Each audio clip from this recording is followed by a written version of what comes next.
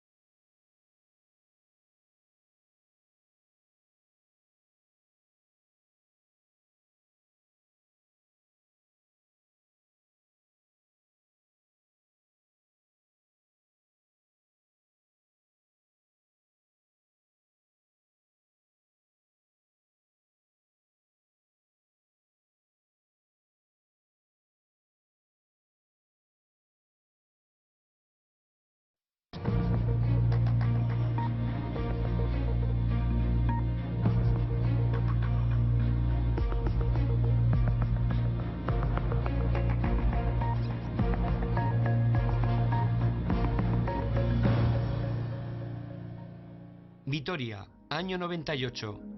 Esther Areitio, viuda de 56 años, es asesinada la noche del 7 de mayo. Su cuerpo descuartizado aparece en 6 bolsas de basura. Un mes después aparece el cadáver de Acacio Presa. Con 77 años y enfermo de cáncer, fue torturado, maniatado y apuñalado hasta la muerte. El 13 de agosto se encuentra un tercer cadáver. Agustín Ruiz, de 72 años, víctima de una brutal agresión. Le habían asestado 45 puñaladas. El 24 de mayo del año siguiente aparece muerta la abogada Begoña Rubio. Había sido salvajemente apuñalada en su despacho y presentaba signos de agresión sexual. 5 días después, la Ertzaintza y la Policía Nacional detienen a Juan Luis Larrañaga Aramendi por este último asesinato. Entre sus pertenencias se encuentran pruebas que también le vinculan con el tercer crimen, el de Agustín Ruiz. El consejero de Interior del gobierno vasco afirma que Larrañaga es el autor de los 4 asesinatos. Padres ejemplares, vecinos perfectos, amigos cariñosos. Los asesinos en serie son expertos en disimular su comportamiento cruel, sádico y desalmado bajo la apariencia de personas corrientes, pero a veces ese aparente comportamiento de normalidad es la máscara tras la cual se esconde el monstruo. Juan Luis Larrañaga, también conocido como Koldo, cumple condena en Nanclares. Solo confesó ser autor de los 2 últimos asesinatos, aquellos en los que las pruebas fueron irrefutables. A pesar de los indicios que también le relacionaban con las otras 2 muertes, no se pudo demostrar nada. ¿Es Koldo Larrañaga el primer asesino en serie de Euskadi? ¿Fue Koldo Larrañaga autor de las 4 muertes? ¿Se hizo bien la investigación? Está demostrado que Koldo contó con la ayuda de cómplices. ¿Hay un asesino suelto en las calles de Euskadi? A pesar de estar en aislamiento en prisión, el programa se ha puesto en contacto con Larrañaga. Él tiene la clave que puede resolver los casos abiertos. Lo veremos en La Caja Negra. hay individuos que salen a matar porque son verdaderos depredadores de la sociedad. Salen a matar y ventean, escogen, se esconden, lo miden muy bien y sobre todo luego después deciden. Agosto de 1998. En estos fotogramas grabados por varias cámaras de seguridad de la ciudad de Vitoria, aparece Koldo Larrañaga momentos antes de asesinar a Agustín Ruiz, un empresario de máquinas tragaperras.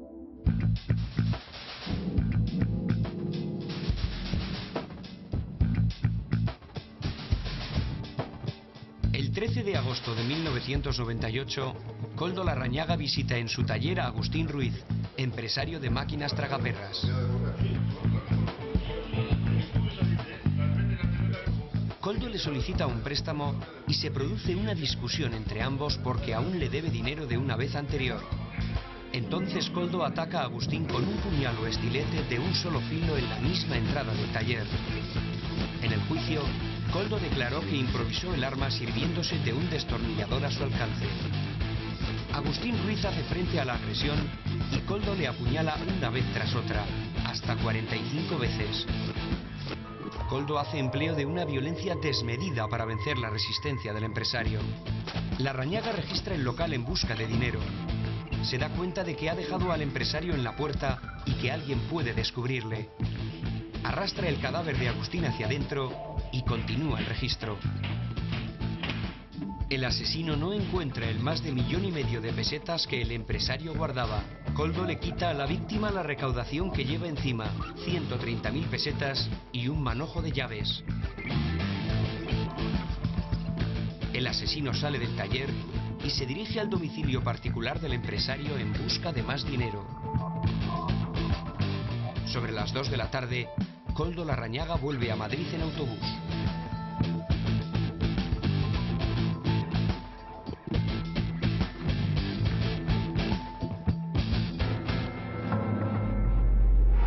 La autopsia determinó que el arma que Koldo empleó para asesinar a Agustín Ruiz fue un puñal de un solo filo. Además, los forenses llegaron a la conclusión de que el empresario trató de resistirse, por lo que Koldo tuvo que emplearse a fondo para asesinarle. La agresión fue brutal. Agustín Ruiz parece ser que sabía en defensa personal y lo que trata es parar el golpe del cuchillo cuando va hacia él, ¿no? No lo consigue porque la fuerza normal de este Koldo Larrañaga era un tipo fuerte, alto, pero además de eso, los asesinos en serie, la fuerza del asesino en serie se multiplica por 10 o por 20 en el momento del crimen, cuando está asesinando, se tiene una fuerza sobrehumana.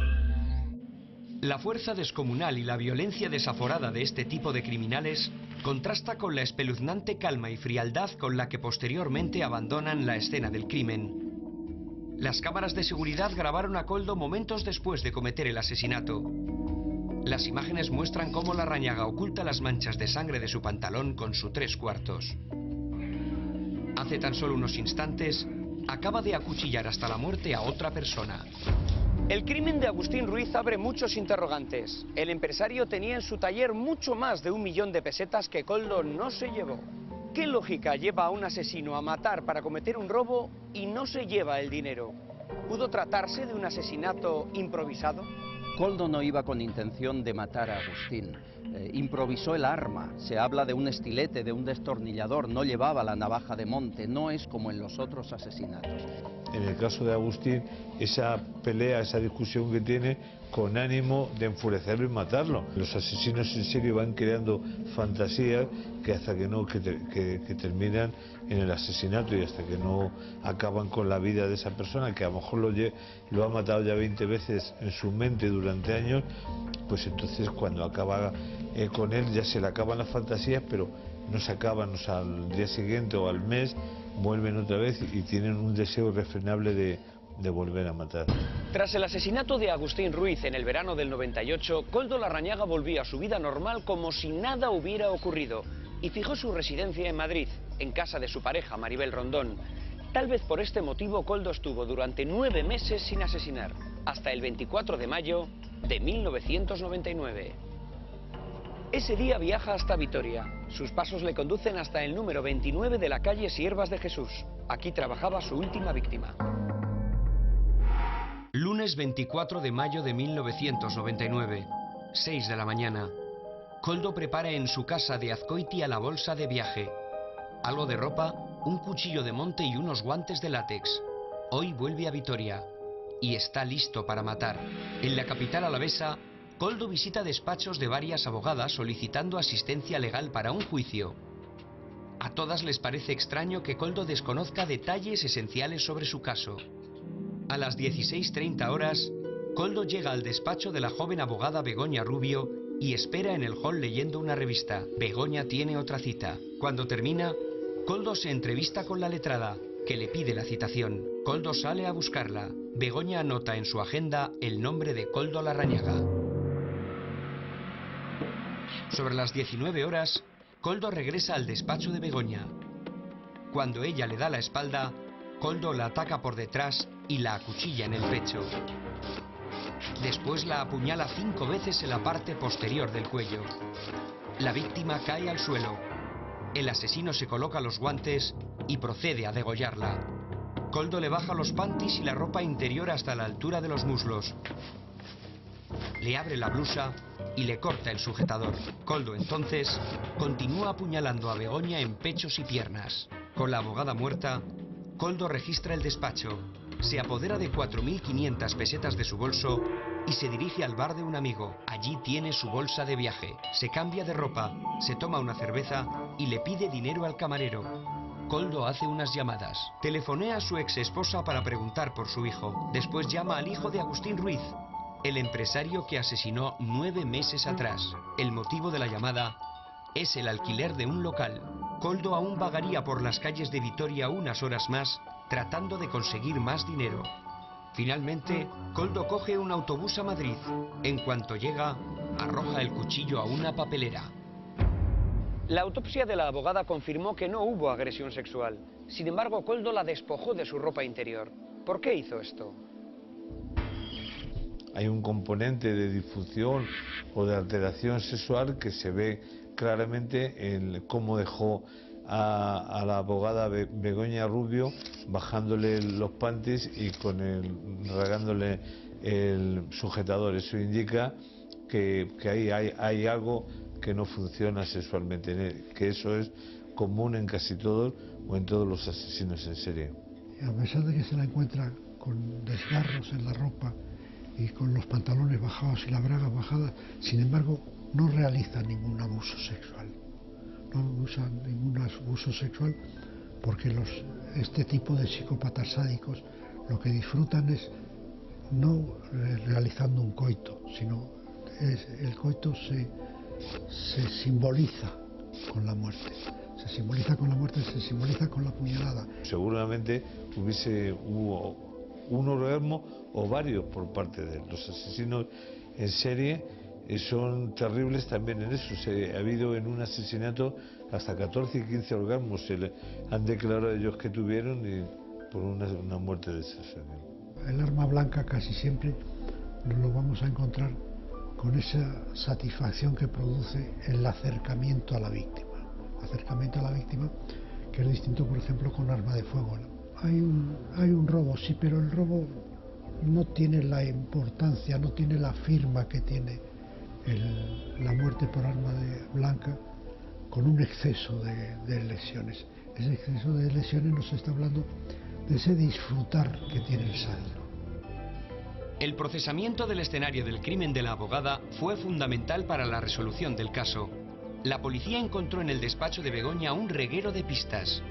La huella de un zapato náutico del número 43, un palillo con saliva, un trozo de látex con sangre que pertenecía al dedo corazón de la mano izquierda de un guante. Se comprobó además que la sangre no pertenecía a la víctima, pero la prueba concluyente fue la agenda de la abogada y el nombre de Koldo Larrañaga. La policía detuvo a Koldo en Madrid, en el piso en el que convivía con su pareja.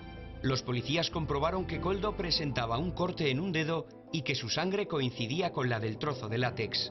El detenido había tirado a la basura el náutico número 43, aún manchado de sangre, y coincidía con la pisada del papel de correos de Begoña. La policía también pudo situar a Koldo en la escena del crimen tras cotejar sus huellas con las de una revista del despacho de la abogada. La policía encontró además un recibo que acreditaba que Koldo había dejado como depósito una maleta en la pensión Ocean de Vitoria. En el registro de esa maleta aparecieron unas llaves que le relacionaban con un asesinato anterior, el del empresario de máquinas tragaperras. A Koldo no le quedó más remedio que confesarse autor de los dos crímenes. El arma empleada, que nunca se encontró, fue un estilete o puñal de un solo filo. Por este crimen y por el robo, fue condenado a 20 años de cárcel. Koldo Larrañaga también fue juzgado por el crimen de Begoña Rubio. Larrañaga confesó desde un primer momento haber asesinado a la abogada, circunstancia que puso las cosas muy difíciles a su abogado defensor. Yo le advierto que se está autoinculpando y que las consecuencias pueden ser nefastas, ¿no? Porque me está restringiendo la posibilidad de defensa. Y bueno, pues él frío, distante, me dice que sí, que ya lo sabe y que nada más, que no tiene más que decir que lo que ya ha dicho allí en la declaración. A mí me choca terriblemente, ¿no?, que una persona se autoinculpe de un crimen, de un delito tan grave, si no hay un móvil o algo, ¿no? Me resultó sobre todo muy extraño que se hubiera autoinculpado. Eso me parece extrañísimo, porque es un hombre listo, sabe que tiene el derecho a una defensa, sabe que puede alegar, pues yo qué sé, el trastorno mental transitorio. A pesar de la crueldad de los hechos que confesaba, 9 especialistas dictaminaron que Koldo Larrañaga era una persona legalmente cuerda y perfectamente consciente de la naturaleza de sus actos. Por eso, alguno de sus más allegados se niega a aceptar que él los cometiera. Hay una cosa que seguro que la gente no entiende. ¿Por qué alguien con un cociente de 130 admite haber hecho unos hechos que no ha hecho, que no ha cometido? Es que ese es el problema de fondo en este asunto, ¿no? Solo puede haber dos temas. O que valga muchísimo dinero, que haya confesado por dinero. Pues sí, puede ser un motivo. Dice, bueno, yo en mi vida iba a tener todo esto, pues mira, pues me jubilo, ahora me jubilo, me hago una carrera, me saco pues el magisterio, que es lo que tenía que haber hecho, y cuando salga de aquí salgo como un señor. El problema es que nos encontraríamos con que el auténtico asesino de esas 4 personas, o los asesinos, sí, esté en libertad. Sí, pues puede ser, sí. Bueno, de hecho es, porque solo hay un condenado, que es imposible que Koldo haya hecho esta barbaridad. Bueno, además, o sea, es que no tiene ningún sentido. Mira, Koldo no puede darle unos navajazos a una señora, unas cuchilladas, pero si Koldo no puede ver la sangre. O sea, si Koldo ve una gota de sangre y se desmaya, pero se desmaya, o sea, no le podían poner una inyección, pues estas para analizar, de análisis de sangre y tal, porque se caía. Yo creo que la inculpación, los zapatos, yo creo que había pruebas de sobra para justificar que sí era Koldo el autor, ¿no?, de los hechos. Koldo se mostró en el juicio como un tipo templado. Cada vez que se levantaba del banco de los acusados, crujía toda la madera y se hacía un silencio tremebundo en la sala. Pero lo cierto es que se mostró como una persona segura. En ningún momento, durante los días que duró el juicio, dio signos de debilidad o de tener algún detalle con nadie. Impertérrito y un poco frío. Ni siquiera su abogado pudo desentrañar nada acerca de su oscura personalidad o sus motivaciones. Oye, Koldo, explícame, porque si no me dices a mí qué es lo que ha pasado y por qué ha pasado, yo difícilmente te voy a poder defender, ¿no? Y esto se lo digo tal que así, pero su respuesta es la misma. Me dice que él ha sido, pero que no tiene motivos, ni razones, ni me explica nada de nada. Total, que la entrevista es un monólogo, ¿no? Y por eso me manda una carta. Me manda una carta en la que me dice que no piense que no quiere que le defienda, que no piense que no quiere que haga todo lo que pueda y más. Fui a robarle y la maté. No supe parar. Así de escueta y brutal fue la declaración de Koldo en el juicio por el asesinato de la abogada. Sin embargo, hay quien rechaza la teoría del móvil económico y opina que sus motivaciones respondían a una realidad mucho más retorcida. Respecto al móvil del asesinato de Begoña Rubio, el móvil económico yo particularmente no lo creo.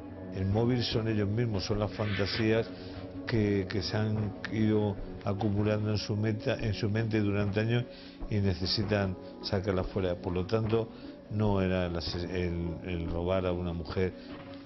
Fueron 4.000 pesetas, como podrían haber sido 40.000 o 400.000. Eso es algo añadido, pero que no tiene que ver nada al robo. El móvil yo sí que creo que fue el ir a robarle las 4.500 pesetas que le robó. Pero claro, hay una circunstancia que hay que tener en cuenta, es decir, el que va a robar no sabe lo que se va a encontrar en el despacho de una abogada, ¿no? Entonces al final encontró 4.500 pesetas, pero sin duda las expectativas que él tenía era de haber robado más. No es normal que una persona que tiene ese índice de inteligencia pueda pensar, ¿por qué? Pues porque en los despachos de los letrados no es un sitio donde se guarde dinero, porque se suele pagar o en cheques, o bien se ingresan el dinero. Puede ser que el dinero se lo lleve como trofeo, no es el móvil. La mente de un asesino en serie es intrincada y laberíntica. Ni siquiera los expertos son capaces de descifrarla. El carácter criminal y desalmado puede gestarse durante años para acabar explotando mucho tiempo después. El detonante es un misterio. Depende de unos resortes mentales y emocionales totalmente desconocidos. En el caso de Larrañaga, la clave puede estar en su infancia en Azcoitia. Koldo pues pertenece a una familia de clase media, parece ser bastante religiosa, tiene unos hermanos que no han tenido ningún tipo de problemas. Luego tenemos que pensar, porque además como no se ha definido todavía realmente si los asesinos de esta clase nacen con este estigma o realmente se hacen, pueden intervenir los dos factores. Bien, que haya una anomalía hoy día aún no descubierta en sus neurotransmisores, pero sí es cierto que estamos plenamente convencidos por todos los estudios que se han hecho desde un punto de vista criminológico, que el entorno es un factor muy decisivo. Koldo se crió junto a sus dos hermanos y una madre muy religiosa a la que estaba muy unido. Los vecinos de Azcoitia aún recuerdan a madre e hijo juntos los domingos en misa de una. Koldo siempre fue reservado. No tenía amigos. Tras el servicio militar, se establece en Vitoria e inicia la carrera de magisterio que nunca acaba. Al final terminaría dando clases en un euskaltegi. Es que eso entra también en los psicópatas. Son malos estudiantes en general, no terminan, como dicen los americanos, en la secundaria ya empiezan a fallar, y algunos entran en la universidad, psicópatas, asesinos en serie, psicópatas desalmados, tiene disfunciones sexuales y tiene problemas en el colegio y a la hora de terminar sus estudios. Sin embargo, su exmujer declaró que el Koldo que ella conocía era un hombre que nunca levantaba la voz. Le describió como un padre cariñoso. Nada que ver con el estereotipo del asesino desalmado. Para mí Koldo era una persona buenísima. O sea, un buenazo, un pedazo de pan, ¿eh? Con todo lo grande que es, un pedazo de pan. Siempre respetuoso con todo el mundo. Nunca he conocido un psicópata cuyos amigos digan que lo es. Nunca, jamás. A menudo son personas que se manejan muy bien con sus compañeros, que entienden muy bien la psiquis de su alrededor, por eso esa capacidad, ese cociente intelectual mayor, que analizan cada uno de los que tienen enfrente y saben decir lo que el otro quiere oír. La historia de los asesinos en serie está llena de personajes amables y encantadores, que se aprovechaban de su aspecto cordial para inspirar confianza a sus víctimas. Es el caso del atractivo Ted Bundy, uno de los psicokillers más famosos de la historia. Aunque sus novias y sus amigos le definieron como un hombre romántico, tierno y encantador, en los años 70 violó y asesinó a 28 mujeres. Ed Gein, el personaje que inspiró las películas Psicosis y La Matanza de Texas, era en apariencia un pobre hombre inofensivo, pero bajo su aspecto frágil se escondía un terrible psicópata que convirtió su granja en un matadero humano. Fabricaba muebles con la piel y los huesos de los cadáveres.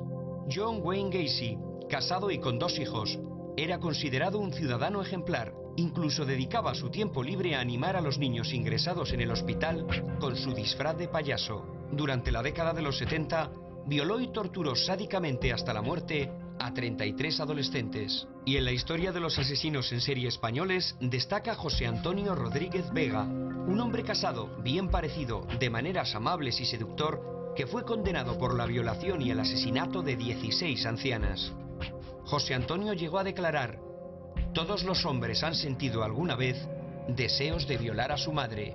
¿Puede un asesino ocultar durante tanto tiempo su verdadero carácter a las personas más cercanas? ¿Cómo reaccionó su exmujer al enterarse de que había convivido con un criminal? La primera declaración que ella prestó en el juzgado, pues la mujer estaba realmente sorprendida y no se creía, ¿no? Decía, no, hombre, yo porque me decís que esto es así, pero mi marido no es este. Koldo impresionaba por dos cosas. En primer lugar, por su aspecto físico, era un hombre fuerte, y por otra parte, era un hombre distante, era un hombre educado, cortés, pero no era un hombre próximo, no era un hombre cercano, ¿eh? Mantenía una frialdad y una distancia quizás poco común, ¿no? Porque cuando una persona que está en un aprieto conoce a su abogado, hombre, procura ser próximo a él, ¿no? Los que le han tratado describen a Koldo Larrañaga como una persona fría y distante. La Caja Negra ha querido hablar con sus vecinos de Azcoitia sobre Koldo y la primera etapa de su vida. ¿Conoció usted de joven a Koldo? Sí, vive aquí. Yo vivo aquí. ¿Cómo era Koldo de joven? Pues un chico muy majo, como todos los demás, como la cuadrilla que andaba aquí. Muy normal y corriente. Nada les hizo sospechar nunca lo que después hizo. Ni después. Después de lo que hizo tampoco.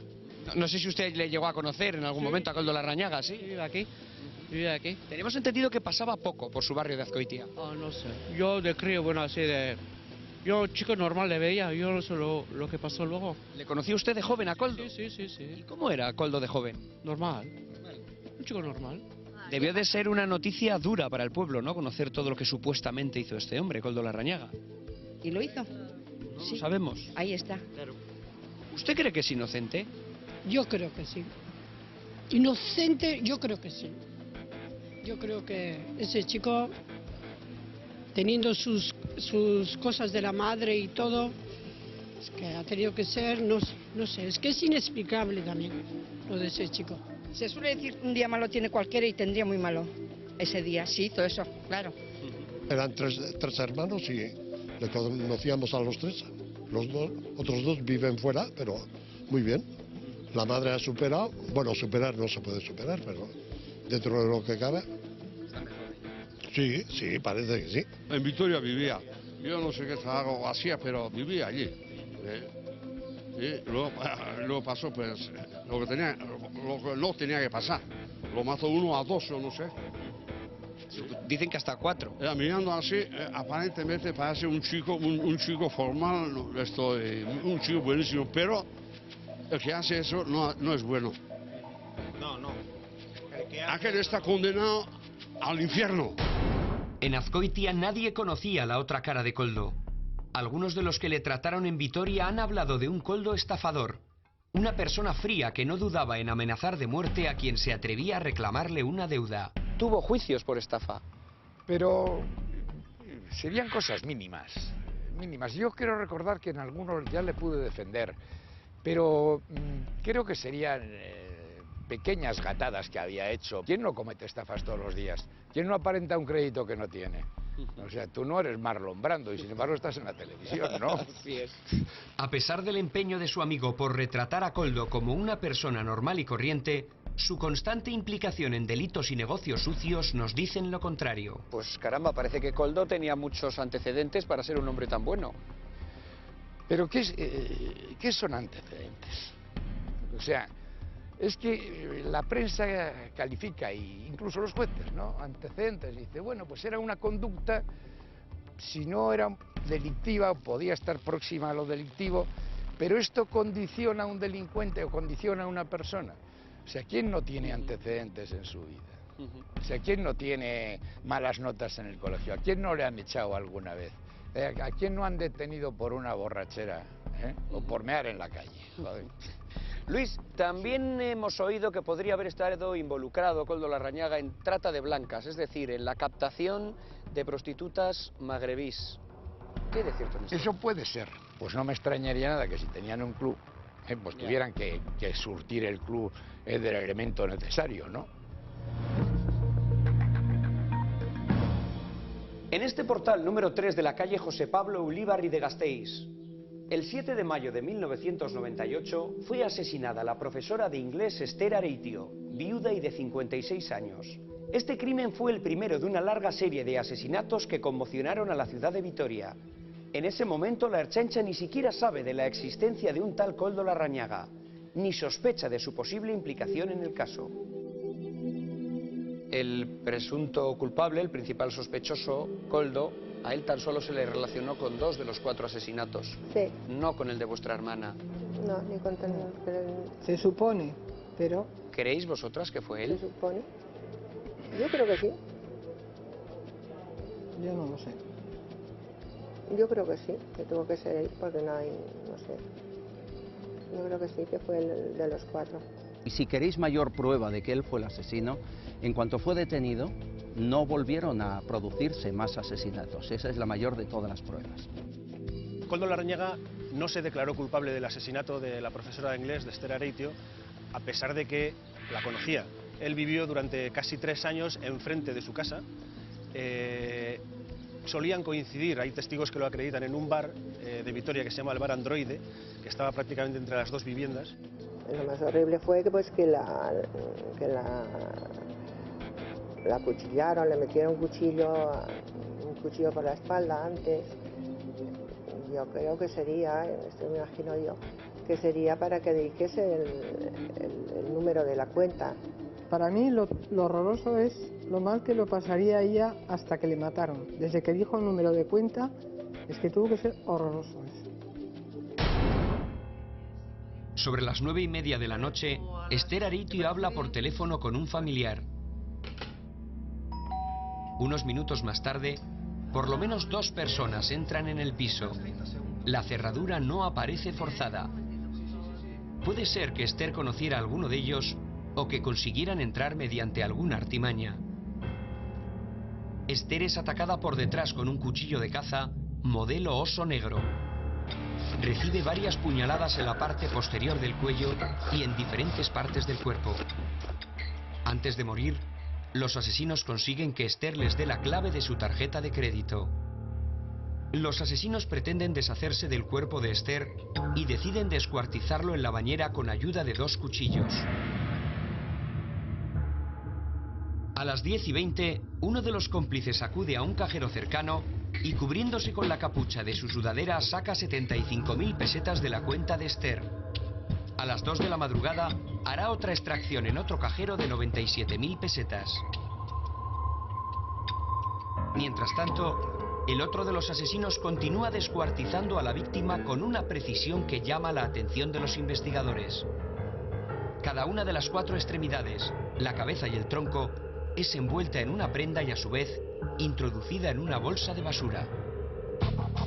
A pesar de limpiar meticulosamente la escena del crimen, el autor o autores del asesinato dejan un rastro de pelos. Finalmente, el asesino abandona el cuchillo de monte en el inodoro y sale del piso. Deposita a 100 metros de la casa de Esther las 6 bolsas de basura. Un poco más adelante, abandona una bolsa de deporte intentando deshacerse de pistas. Hacia las 5:15 de la mañana del viernes, empleados de la empresa encargada de la limpieza municipal sospechan del contenido de las bolsas. Una patrulla de la Ertzaintza desplazada hasta el vertedero confirma el macabro descubrimiento. Supongo que también sería mucho impacto conocer que el cadáver de vuestra hermana había sido además descuartizado. Sí. Y colocado en bolsas. Y nunca llegamos a ver nada, no nos dejaron ver nada. No. Ni identificarle ni nada. El forense le conocía y él le identificó. Nosotros nunca llegamos a verla. Bueno, gracias a Dios. Sí, porque yo desde luego no hubiera... Porque era horrible. Me parece que el tronco le envolvieron en un chaquetón de piel que tenía. Sí. Y lo debieron de meter en una bolsa grande de plástico, si no recuerdo mal. Y la echaron a la basura, como todos los miembros que estaban envueltos en piezas de ella, o sea, en prendas de vestir de ella, las envolvieron cada miembro y luego pusieron una bolsa en un plástico y lo echaron a la basura, con la intención de hacerlo desaparecer, claro. En el primer asesinato, supuestamente cometido por Koldo Larrañaga, aunque no esté probado, pues el de la profesora es con la minuciosidad con que acaba con su víctima, como la trocea y la coloca en 6 bolsas, lo que indica que ese individuo, sea que sea el autor, yo creo que presuntamente es este, no es el primer crimen el de la profesora el que ha cometido. Este tuvo que matar con anterioridad. Ante la brutalidad de estos hechos, cualquiera se pregunta por qué mataron a esta pobre mujer y por qué además tuvieron que ser tan crueles con ella. Los investigadores solo disponían de la bolsa de deporte encontrada para responder a estas preguntas. En esa bolsa en la que se encontraron documentos ensangrentados, papeles de la víctima y además, lo más importante, una encuesta parcialmente rellenada a mano, se demostró que no era la letra de Koldo y se dijo que el 60% podía ser de Enrique. Enrique fue socio de Koldo en varios negocios de dudosa legalidad. En la bolsa de deporte que apareció tras el crimen de Esther se encontró una encuesta parcialmente rellenada junto a un cuchillo ensangrentado. La prueba caligráfica estableció que la letra podía pertenecer a Enrique en un 60% de probabilidades. Sin embargo, insisto, no es prueba suficiente. Una prueba caligráfica que no sea más del 80-90% no tiene ningún valor ante un juzgado. A Enrique Pérez y a su hijo se les interrogó. Había algún indicio, no se les imputó formalmente. Entiendo que no puedo desvelar ningún dato relativo a lo que pudieron o no pudieron declarar, porque entiendo que puede entorpecer a una posible reapertura del asunto. ¿Koldo alguna vez te comentó algo de Enrique? Sí, alguna vez. O sea, lo que yo deduzco es que él tenía pues una cierta subordinación o casi esclavismo respecto a Enrique. Pero es que puede haber muchas cosas, claro, eso tendrá que estar en el sumario, lo habrá dicho él, o se lo habrá comentado a la policía, o la policía lo sabrá mejor que yo. Pero en el fondo, mira, nadie es libre y todo el mundo tiene derecho al miedo. Yo creo que Enrique lo que hizo fue seguramente llevarle por el peor de los caminos a Koldo, hacerle descubrir mundos que Koldo no conocía, el del lumpen, la falsificación. En todo Vitoria los empresarios hablaban de él como un estafador. Sea como fuere, la encuesta encontrada no sirvió ni para inculpar a Koldo ni a su socio Enrique. Más aún, sorprende la poca utilidad que tuvo el hallazgo de la bolsa de deporte para el esclarecimiento del caso. Yo me pregunto más, ¿qué hacía una bolsa con todos esos enseres a menos de 100 metros de los restos descuartizados de la víctima? ¿Quién la dejó ahí? ¿Con qué intención se dejó ahí? Yo creo que forma parte del juego de un enfermo, de un psicópata, que llega a dejar pistas, pruebas para burlar a la policía en su intención. ¿Y los pelos encontrados en casa de Esther? ¿A quién pertenecían? Cuando Koldo confesó los crímenes de la abogada y el empresario, se comparó su ADN con el de estos cabellos. Todos sospechaban que él era también el asesino de Esther Areitio. Se tardó en practicar porque el Instituto de Toxicología contestó al juzgado que se le había agotado la prueba en la propia práctica, es decir, que no contaba con ADN. Y luego me costó que se reprodujese, que se acordase de nuevo esa prueba porque se decía que estaba practicada. Entonces, bueno, se tardó, pero finalmente, efectivamente, no correspondían a Koldo Larrañaga. El asesinato estaba súper premeditado. ¿Cómo limpia la escena del crimen? Y qué casualidad que haya unos pelos allí. Es posible que los haya colocado el propio asesino. Aunque la prueba de ADN determinó que los cabellos no pertenecían a Koldo, fuentes de la investigación aseguran que las heridas que Esther presentaba en cuello y pecho eran similares a las halladas en las otras 3 víctimas. Aún hay otra conexión más entre Koldo y Esther. Begoña Rubio, la abogada asesinada, tenía la intención de personarse como acusación particular en nombre de la asociación Clara Campoamor en el asesinato de Esther Areitio. ¿Por qué? Pues porque era muy buena profesional y una chica que peleaba a fondo los asuntos. Y lógicamente le habían encomendado ese asunto y ella con lo buena profesional que era, pues bueno, pues a muerte con su cliente. ¿La muerte de la abogada fue una venganza a manos del presunto verdugo de Esther o solo es una macabra coincidencia? Pese al convencimiento de las fuentes policiales consultadas por este programa de que Koldo Larrañaga fue el autor del crimen, la investigación no pudo demostrar la conexión entre ambos hechos. Las pruebas con las que se contaba eran todas, vuelvo a repetir, indiciarias. No había ninguna prueba directa, evidentemente. y eso fue lo que hizo que no se imputase a ninguna persona.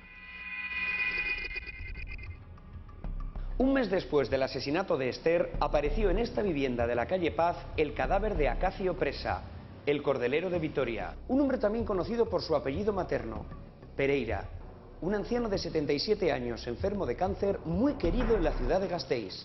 Es otro de los crímenes que se relacionan con Koldo Larrañaga. Esta es la sucesión de los hechos. La noche del lunes, 7 de junio de 1998, Acacio Presa, de 77 años y enfermo de cáncer, llega a su casa tras cenar un pincho de tortilla en un bar cercano. El anciano es una persona muy querida y conocida en Vitoria. Era el dueño de un tradicional comercio de cordelería en el casco viejo de la ciudad. Se especula que el asesino espera a su víctima agazapado en el rellano de la escalera y aprovecha para entrar en su casa justo cuando lo hace el anciano. El cordelero, que recibe varios golpes en la cabeza, es torturado por su asesino, que presumiblemente cree que Acacio guarda sus ahorros en su piso.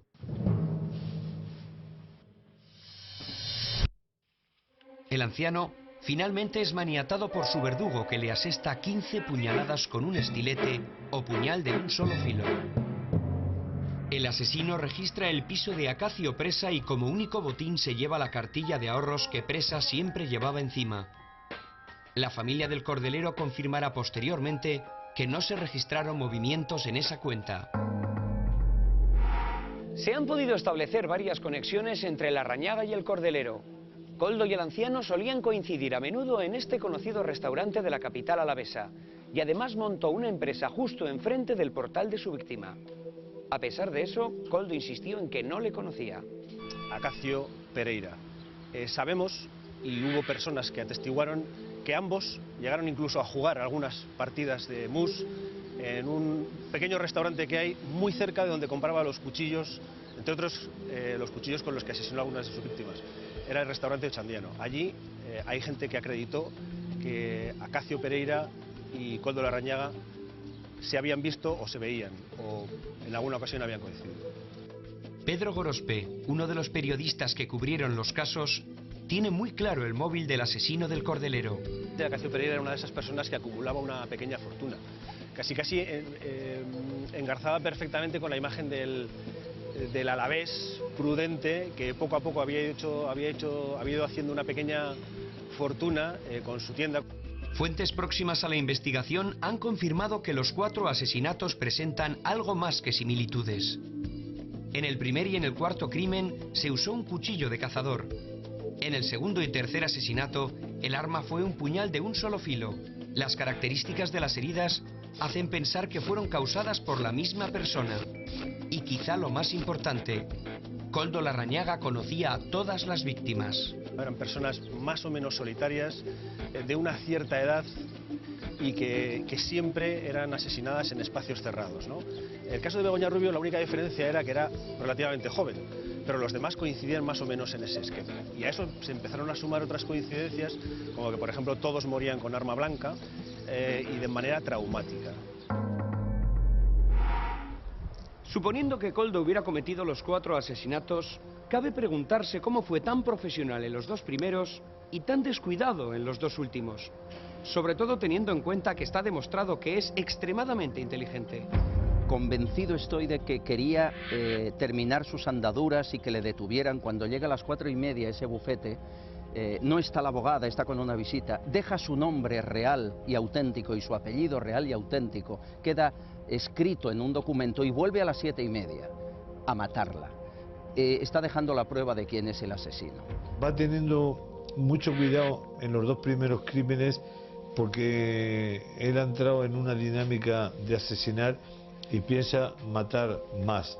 Luego ya en el tercero ya quiere que lo detengan, ya quiere dejar de matar y entonces va dejando pruebas exprofeso para que lo detengan, para que le quiten de matar a más gente. A pesar de las coincidencias, la investigación policial no ha podido, al menos por el momento, atar todos los cabos. Muchas preguntas quedan en el aire y solo Koldo tiene las respuestas. Este programa ha tratado de ponerse en contacto con Koldo Larrañaga. Instituciones penitenciarias solo nos lo ha permitido por carta. Lamentablemente, Koldo ha declinado participar en la caja negra. En el interior de esta prisión alavesa de Naclares de la Oca, Koldo guarda silencio.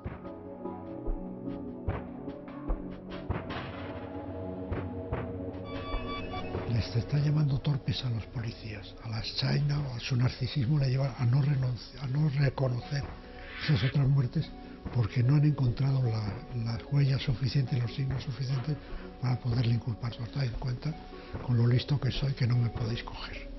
A mí lo que no me cabe en la cabeza es que jueces, con lo que hemos contado aquí, dijeran que Koldo no tenía que ver con ninguno de los dos asesinatos anteriores. ¿Siempre habéis confiado en la labor de la policía? Nosotros sí confiábamos que la policía haría algo, pero en un año no supo nada. ¿Ni os informó? Nada. Poco. Íbamos a pedir información. Sí, nosotros íbamos a pedir información, pero te da la sensación de que no se ha hecho bastante. Que me imagino que eso a todo el mundo le quedará, ¿no? La Ertzaintza creo que ha actuado muy bien, lo que como actuaríamos cualquiera de nosotros en otra parte del Estado español. Hablé con algunos de los investigadores en su momento, siguieron todas las pautas de la investigación del asesino en serie, sabían, son muy buenos profesionales y sabían muy bien lo que hacían y lo hicieron bastante bien. Si no ha salido, pues ellos no es por culpa de ellos, ¿no? Los cuerpos policiales y el propio juez reconocen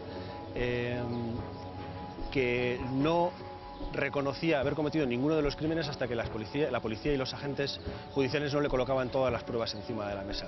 Quizás esa sea una de las razones por las que siguen sin esclarecer los dos primeros crímenes, el de la profesora Esther Areitio y el del cordelero Acacio Pereira.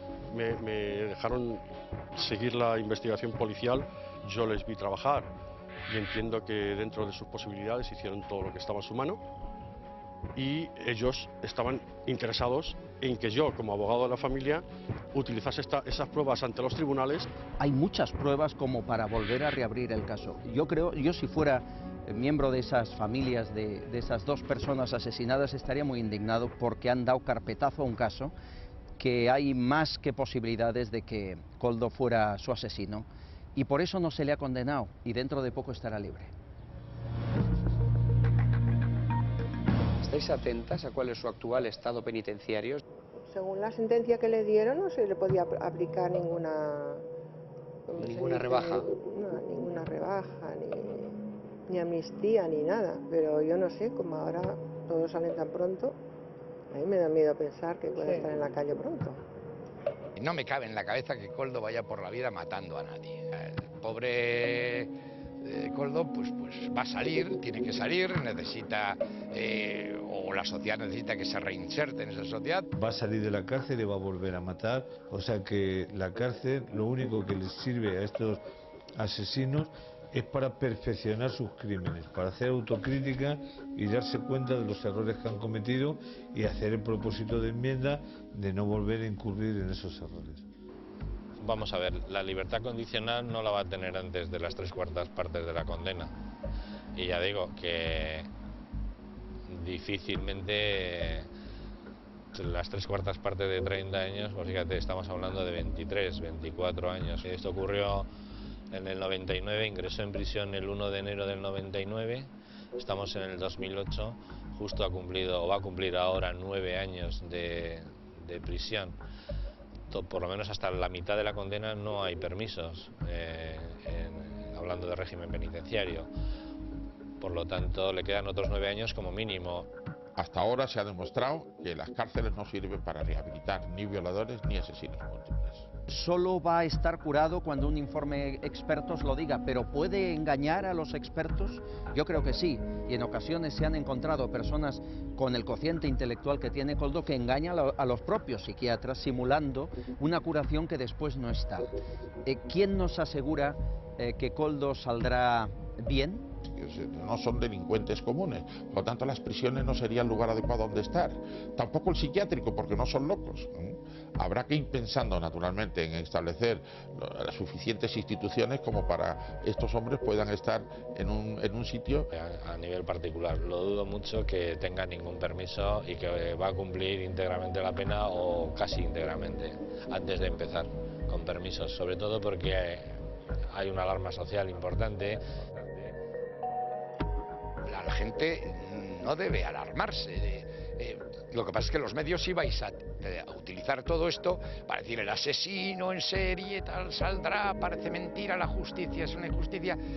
Ese sistema de alarma social no lo crea la propia sociedad, posiblemente se crea a través de los medios de comunicación. Es una barbaridad. Es una barbaridad que en casos así se nos devuelva a la sociedad una persona sin garantías de curación, sin informes psiquiátricos que tenga que cumplir a la fuerza, sin seguimiento una vez está en la calle. El luto tiñó la vida de los familiares de las 4 víctimas. 2 de los casos fueron resueltos.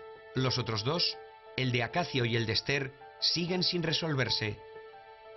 Fuentes de la Ertzaintza han confirmado a la Caja Negra que las investigaciones sobre estos 2 casos no están cerradas y en cualquier momento puede surgir una pista que sirva para resolver los 2 asesinatos. Hasta que no aparezca el asesino o asesinos, son 2 casos abiertos.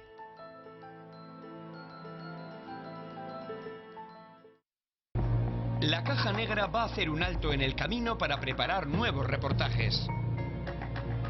Pronto reviviremos la historia de una generación, la de las drogas y el rock radical vasco. Los trágicos acontecimientos de febrero de 1981. La tragedia del camping de Biescas. La guerra sucia de los GAL. El asesinato de Miguel Ángel Blanco. Lo veremos muy pronto en La Caja Negra.